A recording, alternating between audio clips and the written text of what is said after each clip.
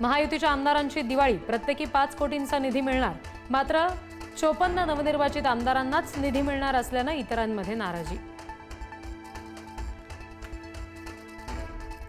आज दिवाळी पाडवा, नात्यांचा उत्सव, पती-पत्नीच्या प्रेमाचा दिवस, तर ग्रामीण भागामध्ये गाई म्हशींचं पूजन, मिरवणूक सुद्धा निघणार।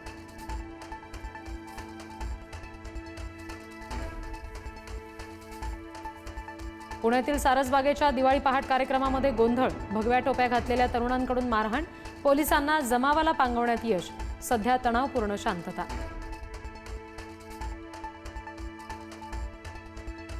अमरावतीमध्ये फटाक्यांची प्रचंड आतषबाजी, लक्ष्मीपूजन झाल्यानंतर आतषबाजी करत अमरावतीकरांनी साजरा केला दिवाळीचा आनंद।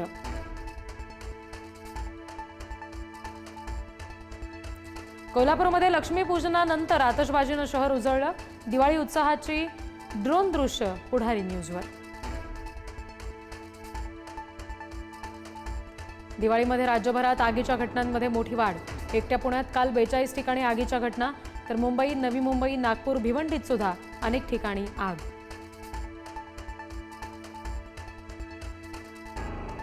तंबाखूपेक्षा जास्त मृत्यू वायू प्रदूषणामुळे, भारतात रोज 5700 लोक गमावतायत जीव, धक्कादायक अहवाल समोर, जगातील एकूण मृत्यूंपैकी 12% मृत्यू वायू प्रदूषणामुळे।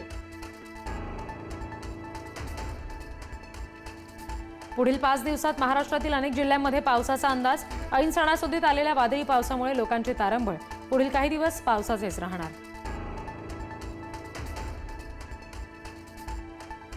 बदलापुरात मुसळधार पावसाचा धुमाकूळ, दुकानांमध्ये शिरलं पाणी, रस्ते सुद्धा पाण्याखाली, बदलापूरकरांची दिवाळी पाण्यात।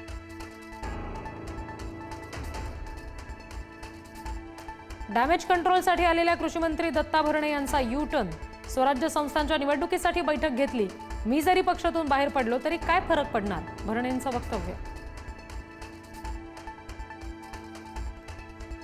नांदणी इथल्या माधुरी हत्येसंदर्भात आज हायपॉवर कमिटीकडे सुनावणी होणार, माधुरीला परत आणण्याचे सर्व प्रयत्न सुरू, संध्याकाळी होणाऱ्या सुनावणीकडे लक्ष।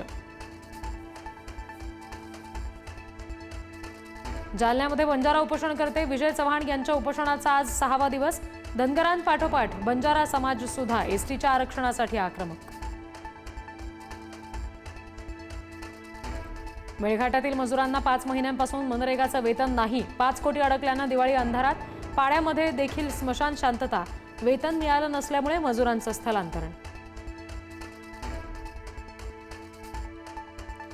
फेसबुक मेसेंजर ॲप बंद होणार, मेटा कंपनीचा मोठा निर्णय, लाखो मेसेंजर युजर्सवर परिणाम होणार।